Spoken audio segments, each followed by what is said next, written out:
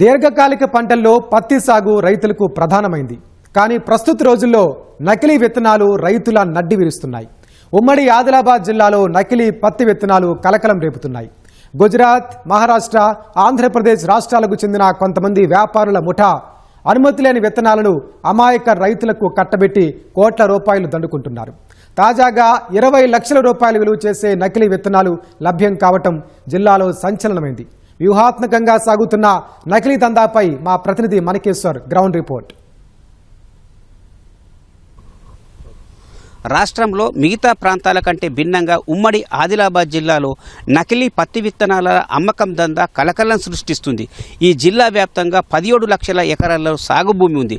అందులో 11 లక్షల ఎకరాలలో పత్తి పంటని సాగవుతుంది. ఫలితంగా నకిలీ పత్తి విత్తనాలు విక్రయించడానికి అటు కంపెనీలు అయితేనేమి, కొంతమంది డీలర్లు, అట్లాగే వ్యాపారులు ఒక మూటగా ఏర్పడి ఉమ్మడి ఆదిలాబాద్ జిల్లాను ప్రయోగశాలగా ఎంచుకున్నట్టుగా మనకు తెలుస్తుంది. దానికి అనుగుణంగానే మంచిర్యాల, ఆసిఫాబాద్, కాగజ్ నగర్, రెబ్బెన, గోలేటి మీదుగా ఉమ్మడి ఆదిలాబాద్ జిల్లాలో సరఫరా చేసే దందా సాగేది. తాజాగా ఆదిలాబాద్, బాసరా, బైన్సా, అట్లాగే నిర్మల్ జిల్లాలో కూడా ఈ నకిలీ విత్తనాల పంపిణీ జరుగుతున్నట్టుగా వెల్లడైంది. దీన్ని నియంత్రించకపోతే వ్యవసాయాన్ని రైతులకే కాకుండా సారవంతమైన నేల భూమికి కూడా నష్టం చేసినట్లు అవుతుంది. వాస్తవంగా పత్తి వేసేటప్పుడే విత్తన ప్రాముఖ్యతను తెలుసుకోవడంలో వ్యవసాయ శాఖ కీలకంగా వ్యవహరించాల్సి ఉంది. దానికి అనుగుణంగానే ప్రభుత్వం పోలీసు, రెవెన్యూ, వ్యవసాయ శాఖలతో కూడిన టాస్క్ ఫోర్స్ బృందాలను కూడా ఏర్పాటు చేసింది. కానీ క్షేత్రస్థాయిలో వాటి పర్యవేక్షణ ఎక్కడ కనిపించట్లేదు. ఇది వ్యాపారులకైతేనేమి, డీలర్లకైతే కలిసి వచ్చే అంశంగా తయారవుతుంది.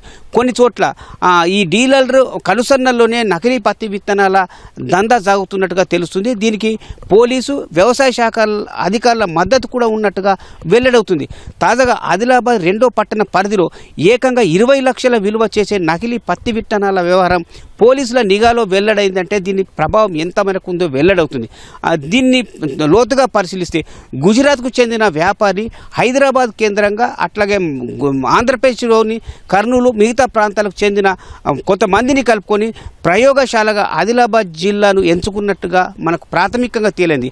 అంటే ఈ జిల్లాలో పత్తి విత్తనాలకు డిమాండ్ ఎక్కువ ఉంటుంది. దానికి అనుకూలంగా మార్చుకోవడానికంటే ఆ ప్రయోగాన్ని సఫలం చేయాలన్నా, విఫలమైన చేయాలన్నా ఇక్కడ ఆదిలాబాద్లోని ఏజెన్సీ ప్రాంతాల్లో పరిశీలించే ప్రయత్నం జరుగుతుంది. ఆ పరిశీలించే క్రమంలో అసలైన విత్తనాలు అంటే ప్రభుత్వ ఆమోదం లేదా కంపెనీలకు సంబంధించిన విత్తనాల కంటే ఈ విత్తనాల దిగుబడి అధికంగా ఉంటుందని నమ్మించే ప్రయత్నం జరుగుతుంది.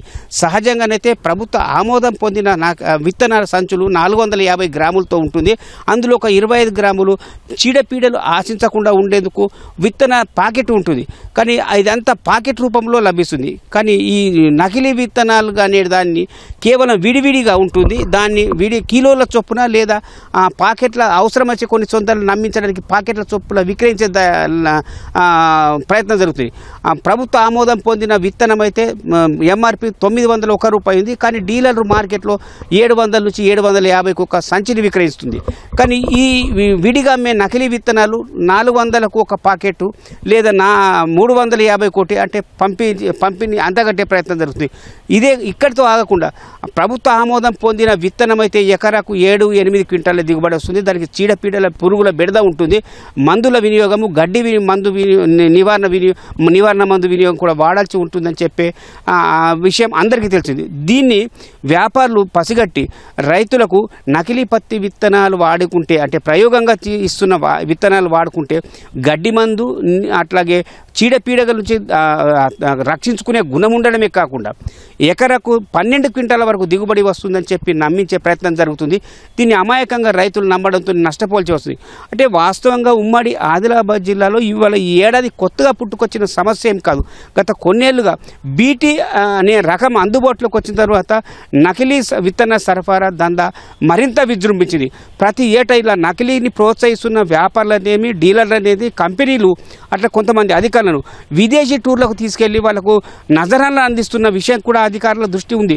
కానీ ఇప్పుడు అడపదడప పట్టుబడుతున్న వాళ్ళంతా కేవలం అక్కడక్కడ కొనుగోలు చేసిన అమాయక రైతులు లేదా కొంతమంది మరొక చోటు నుంచి మరొక చోటకు వెళ్తున్న సామాన్యులు పట్టుబడుతున్నారు. కానీ అసలైన దందా దీన్ని మాఫీగా సృష్టించి సరఫరా చేసే సూత్రధారుల భాగవతం మాత్రం బయటపడలేదు. తాజాగా గుజరాత్, ఆంధ్రప్రదేశ్, మహారాష్ట్రకు సంబంధించిన కంపెనీల పాత్ర ఉన్నట్టు ప్రాథమికంగా వెల్లడైనప్పటికీ దాన్ని ఛేదించే ప్రయత్నం జరుగుతుందా లేదా అనేది కూడా ఒక ప్రశ్నార్థకంగా మారింది.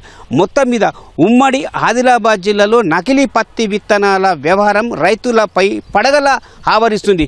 దీన్ని నియంత్రించాల్సిన బాధ్యత కూడా ప్రభుత్వంపైనే ఉంది. ఇది జిల్లాకు సంబంధించిన విత్తనాల వ్యవహారం కథ. కెమెరామెన్ కిరణ్తో మణికేశ్వర్, ఈటీవీ న్యూస్, ఓటు స్టూడియో.